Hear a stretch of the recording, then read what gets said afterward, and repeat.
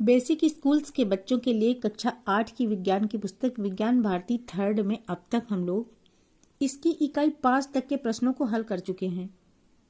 आज करेंगे इकाई 6 कोशिका से अंग तंत्र तक के अभ्यास प्रश्नों को।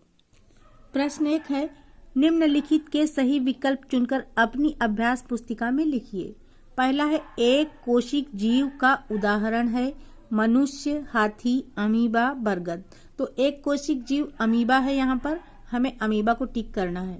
ख है, पादप कोशिका की प्रमुख विशेषता है कोशिका भित्ति होती है इसमें, हरित लवक, हाँ, बड़ी रिक्तिका, उपरोक्त सभी इसकी विशेषताएं हैं पादप कोशिका की। ग पार्ट है, कोशिका का ऊर्जा गृह कहा जाता है हरित लवक को, माइटोकांड्रिया को, रिक्तिका को, राइबोसोम को।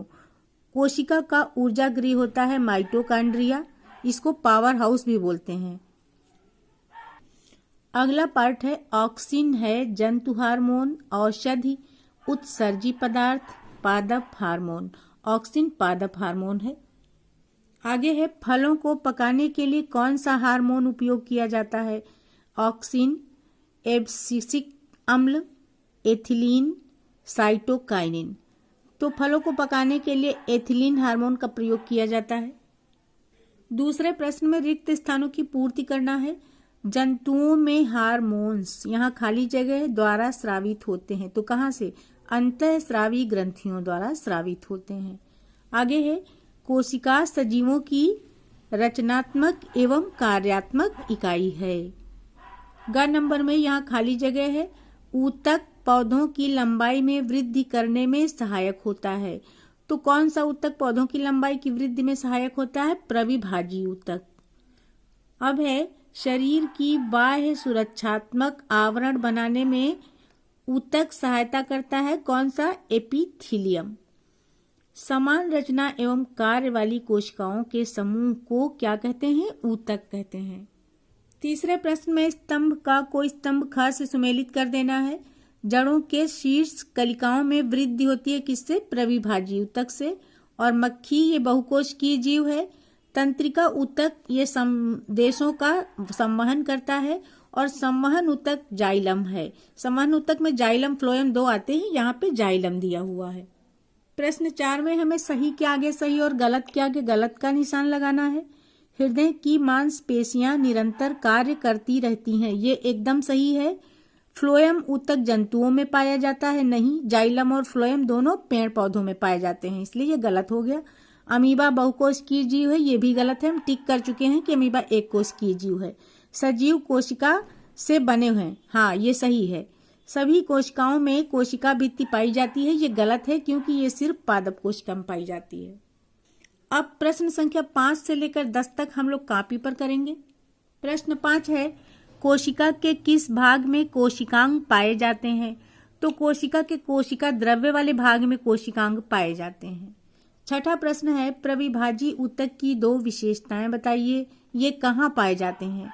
तो इसकी 2 विशेषताएं हम लिख सकते हैं, ये ऊतक जीवन भर विभाजित होते रहते हैं और ये ऊतक पौधों की वृद्धि वाले भाग में ही सीमित रहते हैं।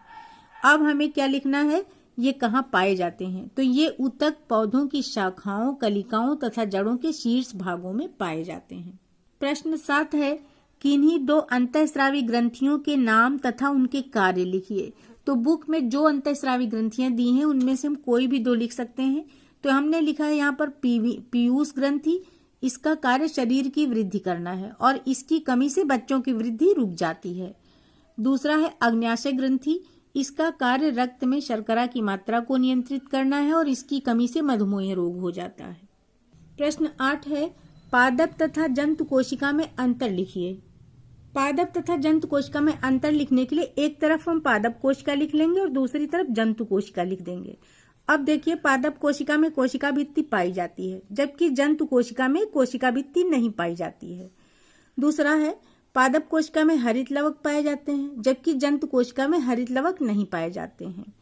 अब इधर पादप कोशिका में सेंट्रोसोम नहीं होते हैं, यानी अनुपस्थित होते हैं, जबकि जंतु कोशिका में सेंट्रोसोम उपस्थित होते हैं।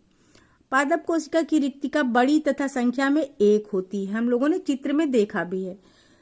जबकि जंतु कोशिका में रिक्तिकाएं छोटी तथा संख्या में कई होती हैं, अधिक होती हैं। पादप कोशिका में केंद्रक परिधि की ओर हो सकता है, जबकि जंतु कोशिका में अधिकांश तय केंद्रक मध्य में होता है। प्रश्न 9 है, केवल चित्रों के माध्यम से रेखित तथा अरेखित पेशी ऊतक में अंतर स्पष्ट कीजिए। हम कॉपी पर रेखित और अरेखित पेशियों के चित्र बना लेंगे। उसके बाद उनके अंतर को इस तरीके से लिख लेंगे, एक तरफ रेखित पेशी, एक तरफ अरेखित पेशी।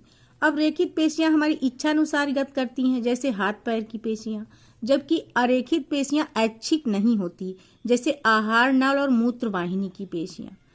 अब रेखित पेशी में देखिए, इनमें हल्के तथा गहरे रंग की धारियां पाई जाती हैं और अरेखित पेशी में धारियां नहीं होती हैं। रेखित पेशी बेलनाकार होती हैं, जबकि अरेखित पेशी लंबी और नुकीले सिरे वाली होती हैं। प्रश्न 10 है, पादप कोशिका का नामांकित चित्र बनाइए। हम अपनी कॉपी के प्लेन वाले भाग पे ये पादप कोशिका की चित्र बना लेंगे और इसके सभी भागों के नाम लिख लेंगे।